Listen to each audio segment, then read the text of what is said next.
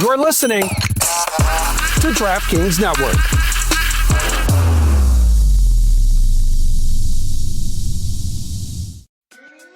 Today's episode is brought to you by Venmo. Look, no matter how your favorite team does this season, there's still one way to feel like a winner, and that's with Venmo. That's because when you use Venmo to transfer $50 or more to a DraftKings DFS account for the first time or the first time in 3+ months, you'll get $25 in DraftKings bonus credits.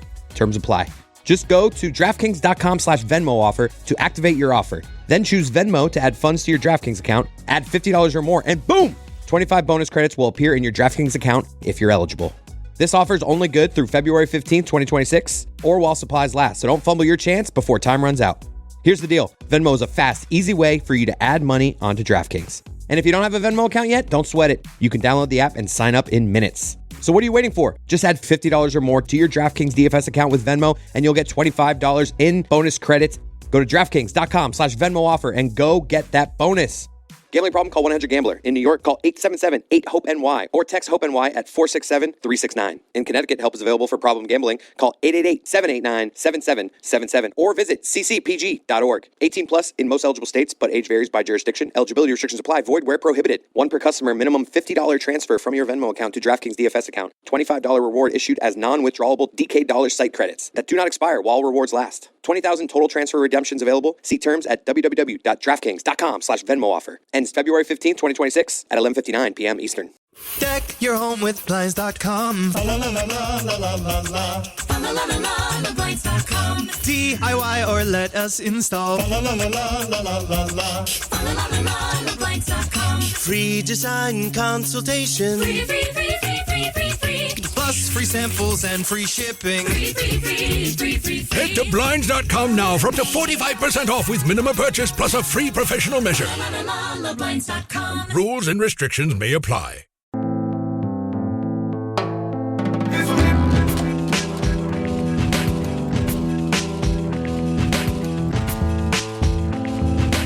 I thought it was beautiful that the way that you honored your late wife, super unique to be able, to catch it, to help catch a serial killer. All I did was shepherd that. I handed that book over to an investigator and a journalist and go, please help me do this, because I was still so, wrecked.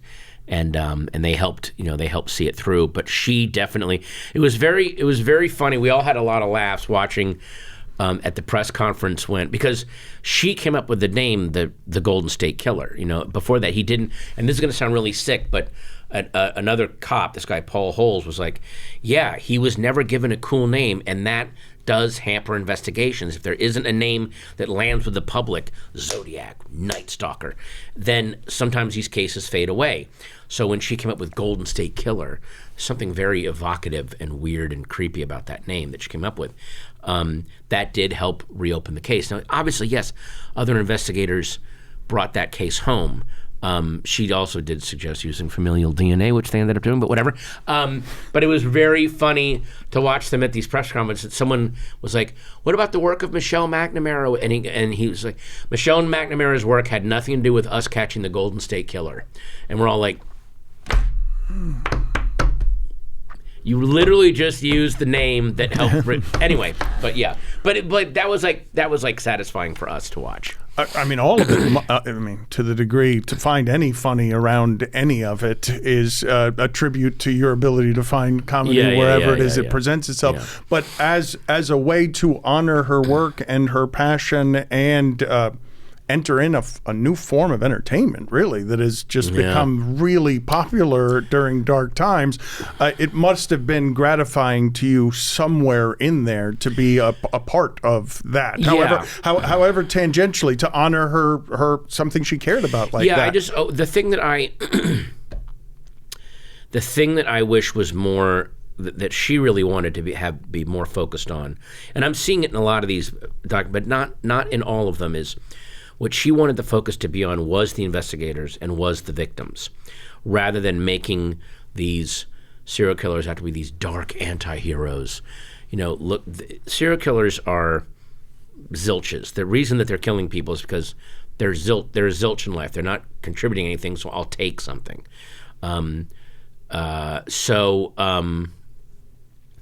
the fact that she was able to do something to put the focus on the people that are trying to bring justice to the powerless, or the voiceless, in this case the dead, or the people that survived or survived to testify and still put themselves at risk with these, because a lot of these, if you relook at the Ted Bundy case, like the way that he was treated, like, oh my God, it's so tragic. This bright young guy could have been a lawyer. He was a fucking idiot. He flunked out of but he's a good-looking white guy, and everyone's like, oh my God, we got, and when the judge sentenced him, he's like, I feel terrible. Like, you just took a wrong path, buddy, but I would have loved to have had you in my, like, can you imagine being one of the survivors going, what the fuck is going on here?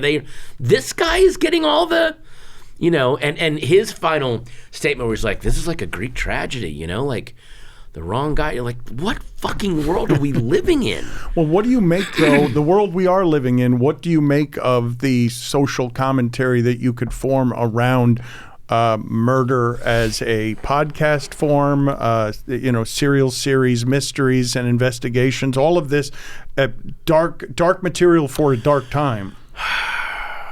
I mean, one of the reasons I think we love mysteries is because at least the ones who have a solution, and we can see, oh, there was a form of justice was served here, because right now in our world, very blatantly and very in our face and very flagrantly, justice is not being served, and evil, opportunistic, just weak villains are being rewarded day after day after day, and we seem and no one seems to be willing to do anything about it. So yes, I'll take a fictional world where, yes, even though evil's done, evil gets punished. People need that. How did you go, and this is a complicated question, how did you go from the depths of grief to being able to fall in love again and, help heal yourself, some at least? I mean, I had a lot of help from other people that had gone through this, the grief group that I went to, and they just said, this is going to sound really weird, but right now, all you feel is despair, and that's all you feel like you can feel. And then you're going to get to a point where you go, well, I can function, and thankfully, you will be thankful for the fact that you can't feel anything. That will feel like a relief, and you'll go, this is how I'll exist. I can exist at this point, and that's how I was. I'm like, I'm just going to take care of my daughter, and I don't need to feel anything. And then they said, and despite all of that, you will feel joy and hope and love again. You don't know when it's going to happen, but when it happens, run at it. Like, go run at it. It's there for a reason. And there were people in my group that are like, I remarried 6 months after my spouse died, and everyone judged me for it. And there's other people going, I remarried 8 years after my spouse died, and everyone judged me for it. So get all that shit out of your head. It doesn't matter. You're not grieving to make them comfortable. You're not recovering to make them feel comfortable.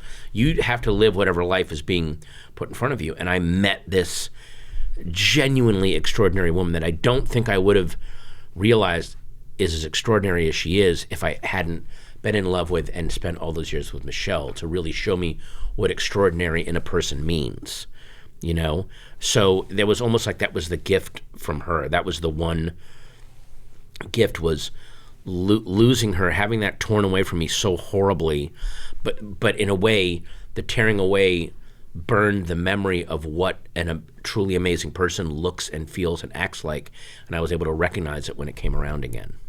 You felt numb for how long, or the relief of pain free, or how long a period was this where you viewed it as an accomplishment to simply not be in crippling pain? I felt numb for like half a year, just nothing, and before that were a couple of months of just April, May, some of June was just. It's not pain. It's C.S. Lewis put this so well. Grief feels like terror. I was in terror 24 hours a day. I was terrified of everything. Terror. And then, so that's why I was so happy to hit numbness. And I was like, I'll live here forever. I'll take numbness over terror. And then and then it turned into meeting someone who I was not. Again, I wasn't. It was a weird. We had friends in common. I didn't know who she was, but we have a friend in common. This actress, Martha Plimpton, and my wife, Meredith Salander. They've been friends since they were teenagers. Like acting. They were both child actors, and so Martha would do these dinners where she would gather various people, different people, just to bring them together and just have a salon. Everyone just talks and meets. And so I was invited to one, and I was traveling or something, and then Meredith posted, or she messaged me and said, you missed the best fucking lasagna, dude. And then I just said, story of my life. Maybe we'll go to Arby's or something. Just joking. And then we just, this is all on Facebook, just messaging back and forth for like 3 months. We never spoke on the phone, never met in person. It was just somebody at the end of the day that I could talk to in the dark, lying in bed, which is what I would do with Michelle. We just lie there and just talk in the dark and go about our day and go over our day and go over the world. And it was just, and then that without it becoming romantic or anything, it then became romantic. Just having someone to talk to, and then it turned into, and then we finally, we didn't meet face to face till May 20th. And we started texting on Facebook at the end of February. And it was just, and after, there was a time where maybe we just should never meet. Let's just talk like this. And then we was like, oh no, we should meet. And then that's just how it went. Holiday Hoops is here, and when stars like Kobe White, Jalen Williams, and Tyler Hero are cooking, DraftKings Sportsbook, an official sports betting partner of the NBA, is where you want to be. And don't forget, DraftKings has your back with early exit. If your player goes down in the first half, you still get paid in cash. Download the DraftKings Sportsbook app and use code BEACH. That's code BEACH, B-E-A-C-H. New customers can bet just $5 and get $200 in bonus bets if your bet wins. In partnership with DraftKings, the crown is yours.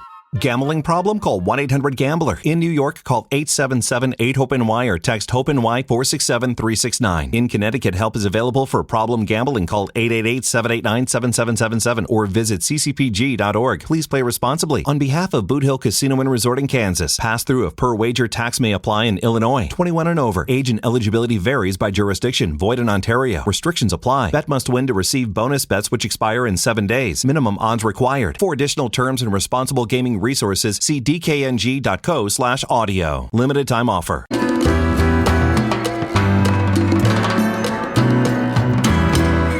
I would assume you think it should still be on, and you should still be doing it. I think it should a be, network and you would should love be. to have a show as successful as Around the Horn is. Absolutely, I think the network, ESPN, that I've enjoyed working for all these years, should want an expanse of shows. Many different. They should want many different voices. They should want shows to get great ratings. They should want shows to not have controversies. They should want shows, and then they have other shows that could be more performative in some ways, and this show could be more feeling in this way. And you can say this show became one thing or not, too serious, more whatever, less about stars and more about journalists, and we didn't want journalists anymore. What it became is more and more yours. Yes, and you were fitting within the confines and the limitations of television, and I don't know what... And I was pushing it too, because I wanted to push it. I wanted the show to... I thought there was value in being a differentiator. Your having growth that show was obvious in every way on the show. Your adult growth as a creator and as an adult was obvious on that show in many different ways over the 23 years, 24 years? 23 for the show, yeah. That was fun to watch, interesting to watch your imprint on the show. But when you say you've done a 180, I don't know what that 180 is. I would just tell the audience that what I was impressing upon you again, and it wasn't cheerleading, it was the dead honest truth from someone who was just a little bit further ahead on this particular path than you. They did you a favor. They've given you an opportunity. They've given you an opportunity to stretch in a way you never would have stretched if you had stayed within the safety of those confines. So as much work as I had done on myself, I was still harboring feelings of, what is it that I do? What is my skill, right? Because I have been and called myself a sportscaster my whole life. I dreamt of being a sportscaster my whole life, and now I am a sportscaster. I've got this dream job, and I host a show. And I work with journalists. I would not call myself a journalist. When I do my job, I'm trying to get up to their code of journalism, and they're not committing daily acts of journalism on our show when they're debating sports. but it still is a show about journalists, and that's a wonderful thing. So most of all, I thought of myself then as a TV host, right? I started to adapt, and I was, am I a sports host? Well, I'm dealing with people. I'm dealing with feelings, and we're talking about sports topics, but I became more comfortable thinking to myself, okay, now I'm a TV host. But even that, I don't think was getting to the crux of it, because you can be a TV host and you can be A to B, get through. I was still doing something that was more connective to an audience, in my mind. But now I am receiving that back in how the response of the finale of the show and the last 6 months of the show. But in the absence of me really allowing myself to talk about myself and be seen, for a while, I'm sure I processed those feelings. Around the Horn, which was first hosted by Max Kellerman, or Around the Horn, which is produced by Eric Rydholm. Or I'm like, those things are factual sentences. But if someone knows the story and is writing the story, it's your show. That's not the story. It's your show. So it wasn't until I started talking. Like, how do you write Around the Horn is going possibly, this is how I found out. I was on vacation in California with the family. Around the Horn possibly looks like it's going to be canceled in the summer of next year. How is that not, next sentence not, the show's ratings were up 5% this year. Because if you're writing that article as a journalist, you'd be like, "Oh, Around the Horn's getting canceled." But I'm hearing. nobody. Wait, let me look at the ratings. Oh, it's up 5%. That's an interesting sentence. Nobody cares about you the way you care about you. The show's getting canceled. It's currently hosted by me. Was first hosted by this other person, and then the next one is, expendable and overpriced. And I don't know which one I was more insulted by, because neither of those are true. And then I was like, wow, So to have those things written about you, I recognized they weren't coming from nowhere. Somebody was feeding this. I'm like, okay, so I get this game is being played, right? So the second I started talking, that hurt too. I read on my birthday. I'm on my balcony drinking with my wife, and I read the news, Le Batard's show going to be replaced by Mike Greenberg's and everything else, because someone leaked it. And I'm like, what is this? What is this? Because I didn't think it could possibly be true. And then I called and was told it's not true. And then it was true. yeah, I was told that one too. You heard. We don't know where that's coming from. You know where that's coming from. So the point is, there are any moments in your life where you know what's true about yourself. This is social media for me. I don't have the same opinion everyone else does. I get it. It's a negative place for a lot of people and all these things. I know what's true.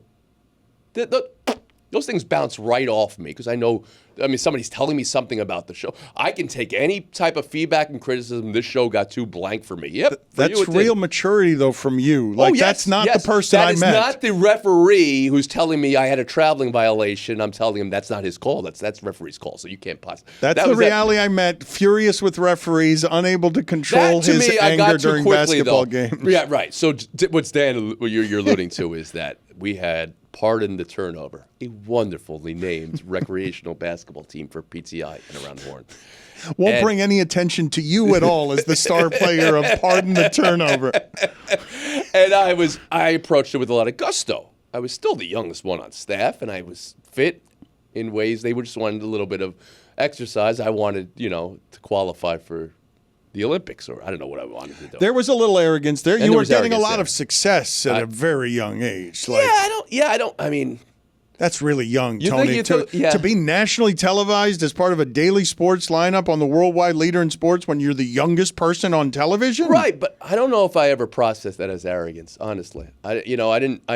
I'm just talking about if I give look, maybe it's a temper problem, whatever it is, to think that you're in your early 20s, that you've got enough confidence in who you are and what you are, that it's okay to publicly berate a referee whenever, multiple times, when everyone on the court knows that's television's Tony Reali. That seems arrogant to me. I think my brother does the same thing, and he's not television's. I don't think of arrogance as real confidence. I think of arrogance as something that is a barbed wire armor around insecurity. Like the most arrogant people I've ever met have this undercurrent of insecurity. About it. Somebody wrote a blog that got picked up that were saying, I'm a jerk playing intramural sports, and that hurt me. Well, that's it. But you grew out of it. I stopped it cold turkey. I took that out of my life. I stopped playing sports publicly. which you might say, "Well, you didn't need to do that." Well, that's how I decided to address it. But you developed in 24 years or 23 years an immunity that is legitimate. I don't think it's bravado when you say this criticism now bounces off I of mean, me. I know most of the time it's about that person who's talking. I know I like using social media as a tool and I like to model what I aspire to be, or model good behavior, or model fair exchange, good faith exchange. I like to do that to show people. I would respond to eggs and retweet it. And people are like, "You do know?" I go, "Absolutely no, but I wanted you to see it, and I'm in TV. I'll re-air my episodes. I don't care. I'll retweet this out to demonstrate that I had intention behind what I was doing." Why did the show talk about this way?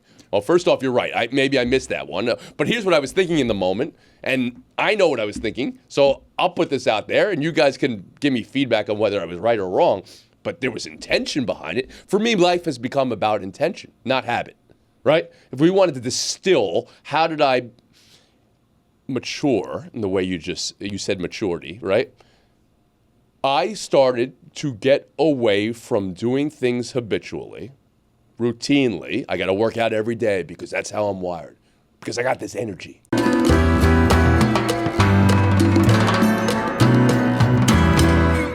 When was the last time you had a day off? When I got banned for saying that if Republicans were serious about Medicare fraud, they would kill Rick Scott. He's the worst. Yeah, I mean, hey, that's Florida's very own Voldemort. It's amazing that people don't understand what that person has done. Oh yeah, in terms of fraud, and that keeps being somehow electable. I don't understand. Yeah, I don't understand your world enough to understand how that happens. I got banned for that. How many times have you been banned? You've been banned a few times. A lot. I don't know. I think it's 7, 8 times maybe. I have no idea. So what's the last day off you've had that's not a ban? I can't recall. I think the only time, sometimes I'll take Sundays off because I have a podcast and we just have to shoot it in the middle of the day. So I just, I'll be like, you know what? I'm not going to stream today. It's fine. I guess technically that's not taking a day off because I'm still working. There's never been a moment where I haven't. So I never don't work. I don't know if you're a loner or not, but this would seem to be hard on relationships. No. I don't talk about my private life at all because I don't want to associate anyone else. I didn't mean romantic relationships, by the way. I just meant that how hard it must be to be present in any interaction you're having with anybody if you're always working. I'm very family oriented and I have my whole family around me at all times. So it is, if that didn't happen, then you would be right for sure. And I have a lot of good friends, like great normie friends that I also interact with regular frequency that keep me grounded and keep me centered. My family and my friends are what has allowed me to, I think, stay in tune with what's going on in the world. Don't talk about your private life because I imagine there's some fear involved. I imagine you're in some danger. The way that you speak would be dangerous. Absolutely. Yeah, that's the reason. I just don't want to bring anyone else into, all of the stuff that I have to deal with. What is the stuff that you have to deal with? I also don't talk about that too much either, but it's just the basic stuff. It's what every content creator goes through. The reason why I don't talk about it is because you don't want to you don't want to encourage people to do it because there's a lot of copycats. All I'll say is this. The government has very few ways of dealing with cybercrime in general. They're not very good at it. And that's it. What would you assign as the tax to what you do, the cost to what you do? Mental health, physical, like a toll on your mental health, toll on your sanity, toll on your expectation of privacy, toll on your physical body for sure, because you're sitting a lot.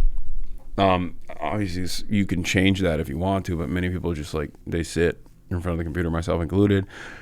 Toll on your relationships. But ultimately, on the other side of it, everyone will say, what are you talking about? You're just describing a regular job that sucks in the exact same way. And you make not even a fraction of what you are able to make as a top Twitch streamer. And they're right. I think the real privilege that I have, on the other hand, doesn't even come from the finances. It comes from the freedom.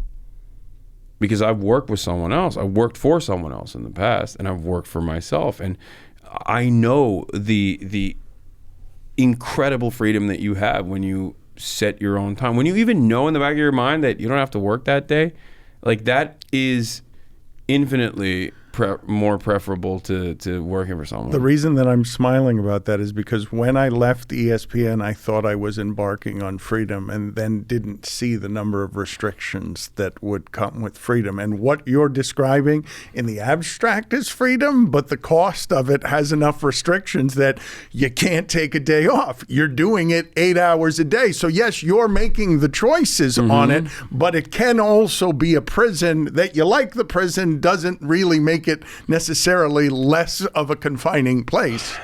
Yeah, you're absolutely right about that, but I really like the prison. And it's doubly bad. It's doubly bad because like I'm a committed believer in the things that I speak about. Because like if I was just grifting, that would be probably a lot easier to just be like, I love the clout, I love the money, I'm just gonna stop tomorrow. But because on top of, and I certainly don't hate the clout or the money, make no mistake, but because I also am like, this is something that matters. I feel like I stopped doing this, and you know, hundreds of thousands of people that normally tune into my broadcast on and at any point of the day to like figure out what's going on in the world are going to be like, oh, what the hell? I just don't have NPR today. You know what I mean? I don't have the New York Times, the Daily today. And I see that as like something that is important. A responsibility? Yeah, I see that as a very important responsibility. And I find that very fulfilling as well, though. Like the fact that I have this role and I try to fulfill it, and I have reached levels of success that I never, ever in a million years would have thought I'd be able to. So I don't take any moment for granted, and I really love it. I imagine that the part that you love best isn't the clout or the money. I would imagine from where I'm watching, it's the crack of having your passion, giving it voice, and then having it have influence. Yes.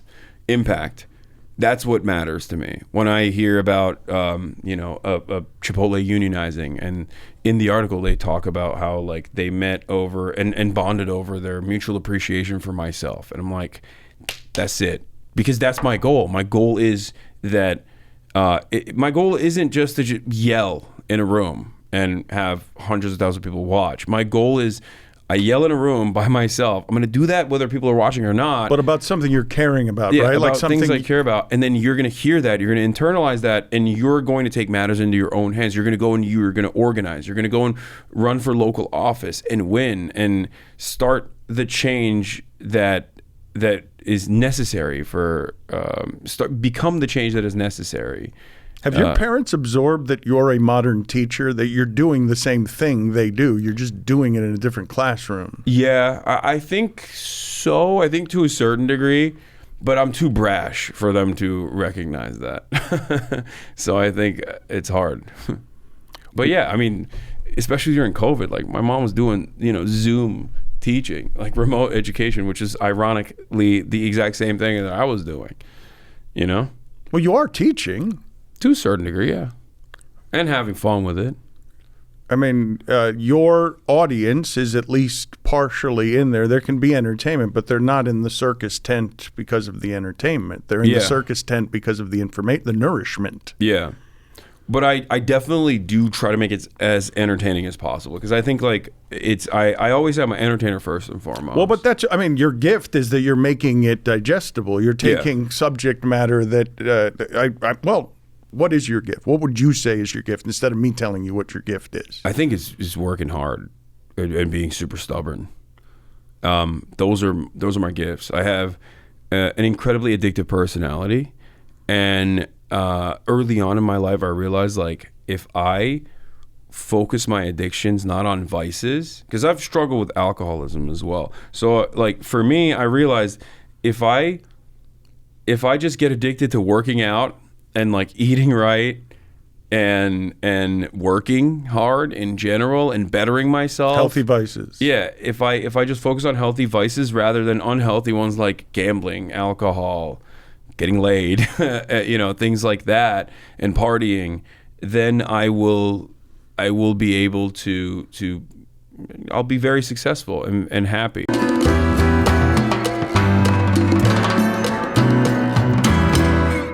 At Sierra, discover top workout gear at incredible prices, which might lead to another discovery. Your headphones haven't been connected this whole time. Awkward. Discover top brands at unexpectedly low prices. Sierra, let's get moving. And Doug. Here we have the Limu Emu in its natural habitat, helping people customize their car insurance and save hundreds with Liberty Mutual. Fascinating. It's accompanied by his natural ally, Doug. Limu? Is that guy with the binoculars watching us? Cut the camera. They see us. Only pay for what you need at libertymutual.com. Liberty, liberty, liberty, liberty. Savings vary. Underwritten by Liberty Mutual Insurance Company and affiliates. Excludes Massachusetts. You mentioned that your father never got to see you perform. You've had your family give you the proud moments, and that one is absent in a way that you would have liked because he meant what to you along this path? Oh no, just I think he would have got a real kick out of the fact that things have gone so well, and like he was so optimistically supportive from the very beginning. Like even when we were on the phone and I was telling him like, oh yeah, I've started doing a little bit of stand up and stuff like that, and he was like, oh really, like such a genuine interest and such an excitement about it that would have been something nice for him to see, you know. But yeah, it's tough because losing my dad, especially like when I lost my dad, I feel like was also that like sort of formative time because I was just really getting going career wise and everything, and it really has shaped, at least to the best of my ability, how I treat people close to me and try to treat everybody as much as humanly possible. If like you could like really lose someone, you could have the last conversation with somebody and not know it's going to be the last one. And so it's important to like let people know how you feel and to be as generous as possible with all of the good things that you have to say. You know what I mean? You never want to lose somebody and not have them know exactly how much you care about them, how much you enjoy their company, what they mean to you, all this stuff. And so like that was like one of my big like regrets, I guess, or like I think everything happens on time, but I wish I would have started quote unquote like making it a little bit sooner so he could have seen some of it, you know? But you also can't learn until you learn what the impact is of grief changing your perspective on that, because my guess is you were young and probably bulletproof enough to not consider that that's what was going to visit. The last conversation is going to suddenly visit is not a way to carry yourself until you felt it one time, and then you only have to feel it one time. Yeah, exactly. Because it hurts so much that you won't you won't take it that much for granted. Like there's real life wisdom in death that way, I've found in the early stages of grief. I don't know how much that has to do with you choosing therapy, espousing therapy. I think therapy. There are two things that I think are important about therapy. One, I think that even if you have what you feel like is a handle on an issue or some problems or something like that, I do think that talking it out sometimes, like sometimes I will really think I know how I feel about something, and then when I talk to anybody about it, having to say out loud the thing that I've been thinking in my head is a different barrier to break than people recognize sometimes. It's sharing versus being alone with something. Exactly. And so it's like, I think that while therapy doesn't replace these things, I do think we're in this sort of era of isolation. We're living in like an epidemic of loneliness, and so I think therapy sometimes is just the first step in like it's not necessarily quite the same as community building, because I understand it's like you go in there, you pay a therapist, this person's being paid to listen to you, so it takes a little bit of the softness and the sweetness out of sharing sometimes, I guess, because there's a little bit of money involved. But at the same time, I think that even people who have community, who have whatever their religious leader is, or who do have people to talk to, sometimes you have your people to talk to about certain things. And not that you should be putting everyone in buckets, but like, here's someone who is not, it's literally their professional job to not judge you or to not bring any preconceived notions about you when you share something. And so I think that therapy is important for those two reasons. One, a lot of people don't have someone to talk to. Even if you have someone to talk to, sometimes they're not the person you want to share that thing with because you're worried about them looking at you differently, or no matter how much they say, they won't judge. There's something about what you have to say that carries a certain weight that can't be taken back. So I think it's good for those two main reasons, but I'm also like, I don't know how to put this without sounding like I'm anti-therapy now, but I do think that therapy is only, to me, worth it with the effective practice of what you do outside of it. And so I think that, you know, I've known people who have been in therapy for years and they're still like kind of jerks. And it is not as if it is a chemical imbalance thing or a prescription thing, or it's like, no, you go to therapy and then you tell your therapist how you were terrible to everybody and then you don't change the behavior. Feels like therapy's not really working for you. It almost feels like you're not going at this point if you're just going to go and... Well, if you're just going to rummage around in your bin of narcissism and self-involvement, as opposed to going there to get the tools open-mindedly to see yourself clearly, to have tools so that you can go to work on yourself, on the things... I liken it to just, why wouldn't, if someone has some expertise, someone you trust has some expertise in me, they can feed my narcissism and help me be a better me, get me closer to the things that I want to be. Like that's, and make me more gentle with myself and all the things that you need to learn because you don't quite know everything about yourself that you think you do. And it's also like, I'm not saying it as if it's some sort of catch-all. For me, I looked at it as like, I do think it could and does at times help me become even better at what I do, because like you said, with tools, right? Give you either give you the tools or show you the tools.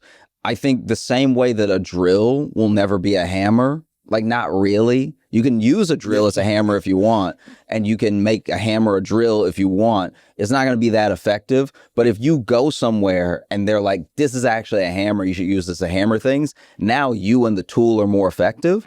And that's kind of how I look at it, is that, you know, I'm not, it's not as if I go every week or even every month. I think that I have a decent, and this may be misguided of me, but I do think I have a decent barometer for when I should be going and when it's time to talk to somebody, and when it's, you know, when I feel like, all right, like I do, it's not about going until you feel okay, because you can still go and feel okay. I think it can still be very important, but I think knowing when it's serving you versus like you're just doing it to do it. And so I feel like sometimes if I think I'm going to be just going to like do it in a way that's not productive, I do take a little break, you know. You used a phrase, epidemic of loneliness, and I think you have a chance because of the style, the way you're doing this generationally, new voice. You have a chance to speak to some things in comedy that are new, because pandemic is new, loneliness of pandemic and everything that changed with the anger of the loneliness. I just got done talking to Lewis Black, who said he could be at home for like 12 hours. And then he started looking at all his problems and he thought he was going crazy because of what the pandemic did to us. I read the other day a stat like 74% of adult American men feel moderate to high levels of loneliness. Mm-hmm. The epidemic of loneliness. It's new, isn't it? Mm-hmm. I mean, I don't know how new it is, but I know it's been building up, and it needed something like the pandemic to fully be exposed, because I think that before before anyone was ever talking about anything 2020. Even in 2016, you could feel a little something like bubbling up, and there were just practices that we had of like how social had the opportunity to connect everyone, as far as like all the apps, all the different ways of communicating. But then all of it was also very isolating in and of itself. You could feel like you had a bunch of little interactions with people all day while not having a single intimate conversation with anyone. And so I think that that's something that I think was gearing up, that just like, I mean, even if you want to talk about pollution, 2020 exposed a lot of stuff, because just people being like inside for 2 months and not having the air and the pictures, the aerial pictures of cities was like incredibly clean. It looked like whole cities were healed in a month, you know? And so I think that as far as an epidemic of loneliness, there are certain practices that are going to be really hard to get out of just because it's human nature. Like, for instance, even with the phone, there's that phantom reach. Have you heard about that? I haven't heard about that, but I've done it. The phantom reach is this thing where, let's say you are on like a cruise ship and you have no reception and your phone is useless and you have all these people around you to talk to. Even if you are, whether you're a kid or you're middle aged, there will be times throughout the day, just because of how much we're on our phones, that you'll reach for your phone and you may even open it and then be like, oh wait, yeah, I can't do anything with this. And those are some of the only indicators that we have of how much we're actually on our phone. Because if you ask someone how much they're on their phone, they might say a lot or they might give you a certain like metric, but it wasn't until Apple itself decided to expose our screen time and tell us every week how much we had been on our phone.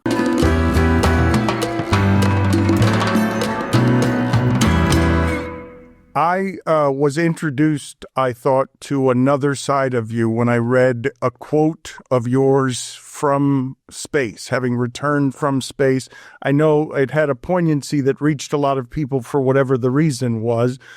You're in space as a symbol for American television in space. You're going as the oldest person to have ever gone into space. And what comes over you is a profound sadness that you articulated with great eloquence. Can you take me through what you were expecting and what happened there? Well, the original thought was, what an adventure. I had gone up to Seattle to visit with Bezos to talk about my being in the first launch. And they thought it was a good idea. Then COVID hit. And the next thing I read, Jeff himself is going up with his brother, a lady astronaut who never did get into space, and a kid, some kid. I should really find out who that was, because I never have. So he went first, and then they invited me to come up in the next launch. And I thought about it, you know, there was publicity about the first thing, but then I thought just the experience to going up there, because there's no question the second launch is now boring. Who cares? And even Bezos' trip didn't attract that much attention. So I agreed to go, and the story of my going, you know, they got me there a day early, and I said, what am I doing here? There's nobody here. And they said, oh, no, let's go to the gantry, they suggested. Let's go to the gantry, where it's 20 miles away. So we hopped in a car and went to the gantry. There's the gantry. The Blue Origin's launch pad is a mile in the air, about 4,000 feet in the air. Then they had a gantry. There's 11 flights up. Now let's walk up the gantry. So I'm at 4,000 feet, walking up 11 flights of stairs. Now finally I get to the top. I'm out of breath. And okay, we're here at the top of the gantry. Well, let's look over the gantry. And I look over that, look at that room that's got 12 inches of concrete around it. And what's that? Well, that's in case something goes wrong. What? What could go wrong? So the next day everybody comes and we try and rehearse a little bit about what we're going to face. And then we get to the spaceship a couple of days later. And it's venting what looks like steam, but it's gas. It's hydrogen. I said, what's that? He said, it's hydrogen. I said, hydrogen? Well, anybody over 12 remembers the documentaries about the Hindenburg burning. And that guy who was the announcer's name, nobody remembers, but he was screaming, "Oh, the humanity of it!" And people are dying and running away from them. I mean, there's a real newsworthy experience going on in front of your eyes. An event for the ages is taking place on camera. And there's a guy ad-libbing, trying to have the words to be the equal of the event in front of him. Can you imagine? The spaceship, this lighter-than-air ship, is burning, consumed by hydrogen gas. Are you admiring his commitment to the broadcast right now? Or I'm thinking, what would you do? You're a broadcaster, and I would be in a position. How do you ad-lib? My God! And all he could come up with is the humanity of it. Yeah. But that word humanity meant the world is coming to an end in front of him. And he comes out with the humanity of it, and in his voice, the torture. But you haven't even taken flight yet. You're just standing. I'm looking at the venting thinking, my God, the humanity of it all. And then I get in the spaceship, and on the countdown, the guy says, guys, T-minus, there's an anomaly. It's an anomaly? No, I'm the only one who knows what the word anomaly means. What's anomaly? Anomaly means it shouldn't be there. Oh, I see. There's an anomaly. Wait, you're not during the countdown? There's an anomaly? Yeah, the guy says, T-minus 17, T-minus 16. Oh, there's an anomaly. You didn't make that sound. You're making that up. You didn't make that sound. No, he didn't make that sound. No, that's true. He didn't go up. He went, oh. There's an anomaly. Holy cats, what's an anomaly? What's going on? You mean that vending, maybe it's caught fire. No, it's okay. The anomaly's gone. T-minus 14 minus 30. Now he gets to about T-minus 10, and this is what he says, and this is the God's truth, word for word. All right, we're removing the gantry. Anybody who wants to get off should get off now. Can you imagine? Can you imagine being an astronaut and you're sitting with your back to the ground? You know, you're looking up at the sky. You know that this thunderous engine is going to take you to Mars. And the guy says, if you want to get off, you get 10 off seconds. now. Last 10 seconds, last call. Chance. Right.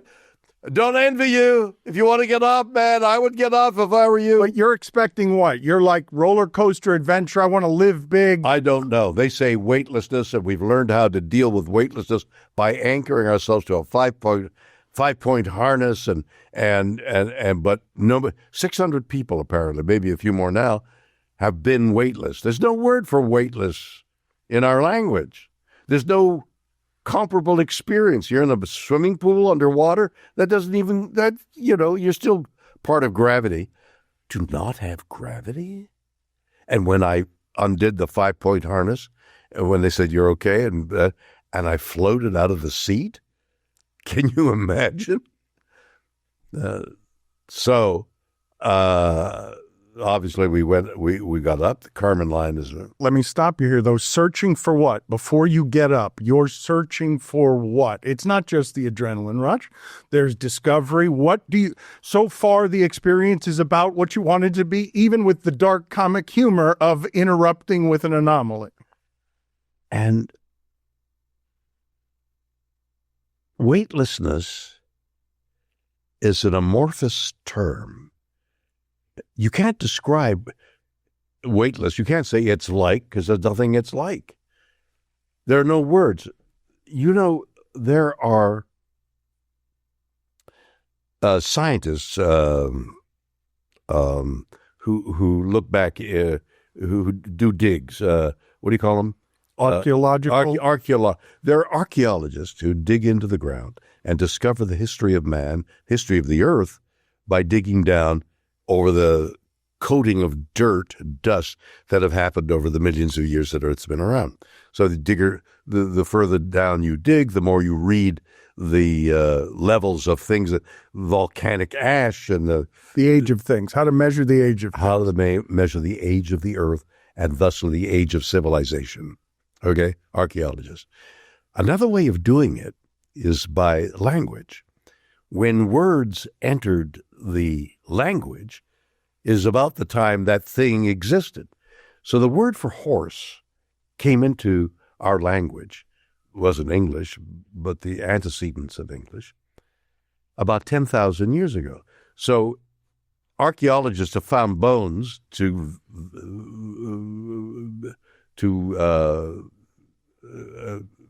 what's the word I'm looking for? To validate the fact that horses came in about 10,000 years ago. But it's also part of the language. A word called horse entered the language, and we then, the horse runs, we eat the horse, to get on the horse, and it became a fact. There are no words for weightlessness yet because 600 people have experienced it. There will come a time when Agadudu is weightless. Okay. Oh my God, Agadudu happened in 2025. You say all of this with the purpose, though, of someone who did a spoken word album. You're saying there are words for everything. Here, I'm offering you, I've gone to a place only 600 people have been to, and there are no words. That's right. Because that sensation, when I loosened the word, there was somebody, Audrey, I don't remember Audrey's last name, who's a member of Blue Origin, was on the trip. And Audrey says, we're above the carbon line, we can get out now. And I undid my harness. I floated out of the seat. And we were warned that would happen, and there was a little ledge on the floor to hook our toes in to keep ourselves in the seat. I floated out of my seat. So when Bezos did it, and there's obviously numerous cameras around the interior of the spaceship, Bezos can be seen floating on his tummy with his legs akimbo, spread out, and the camera's looking at his feet. He's like facing a window, and the camera's facing, and the kid is throwing candies at his rear end. He's having fun. I saw that. I thought, that's not what I'm going to do. I don't care about weightlessness. I want to see outside the window. So I floated to the window, held on to the whatever I could at the window, and peered out at the blackness of space. I have been fascinated, as I'm sure every human being to one degree or another, about what's going on in the universe. The incredible amount of energy, the mystical, unknowable forces at work in the universe that fascinate anybody who thinks about it. And the more you know about it, and the more I began to acquire knowledge through my association with Neil Tyson, the more incomprehensible, the more awe of not just the forces on Earth, but the incomprehensible forces in the universe.